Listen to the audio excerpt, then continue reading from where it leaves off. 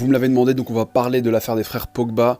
Alors d'un côté, vous avez Paul Pogba qui affirme avoir été piégé et kidnappé par des amis d'enfance qui, eux, étaient accompagnés de deux hommes cagoulés armés de fusils d'assaut. Mais le pire, c'est que son grand frère Mathias ferait partie de cette bande qui essaie de lui extorquer de l'argent. On parle d'une somme de 13 millions d'euros. Et bien de l'autre côté, vous avez justement Mathias Pogba qui, lui, affirme que Paul Pogba n'est pas celui que vous croyez, affirmant notamment que Paul aurait fait appel à un marabout pour jeter des sorts à Kylian Mbappé. Oui, on parle de kidnapping et de marabout. Ce n'est pas une série Netflix, pas encore. Alors je vous raconte ce qu'on sait pour l'instant.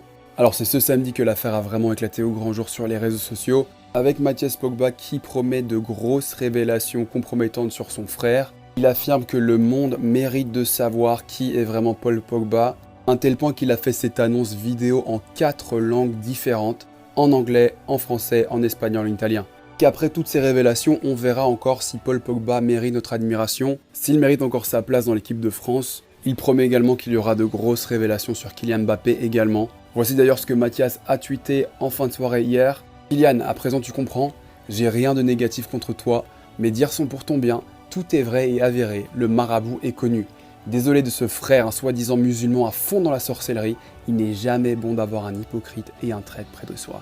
Parce que non seulement Mathias promet des révélations, mais il taille littéralement son frère dans la vidéo, critiquant notamment le passage de Paul Pogba à Manchester United, mais en se moquant également de son documentaire qui n'a fait que 1.1 sur 10. Parenthèse pour ceux qui ne le savaient pas, Mathias est également joueur de football. Alors aujourd'hui, France Info révèle ce que Paul Pogba aurait dit aux policiers. Par la fin mars, Paul Pogba a profité de 2 matchs amicaux pour rendre visite à sa famille à Lagny-sur-Marne. C'est là que des amis l'auraient entraîné dans un appartement parisien.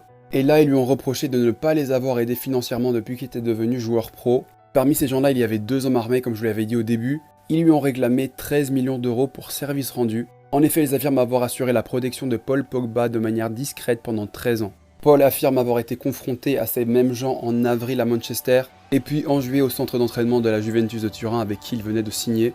Et c'est là qu'il aurait reconnu son frère Mathias parmi les gens qui l'intimidaient. Paul affirme avoir toujours aidé financièrement ses amis d'enfance, du moins jusqu'en janvier dernier lorsqu'il a dû exclure un de ses amis qu'il hébergeait chez lui à Manchester. Pourquoi l'a-t-il exclu? Parce qu'il vient de se rendre compte que cet ami en question s'était servi de sa carte de crédit pour lui voler 200 000 euros.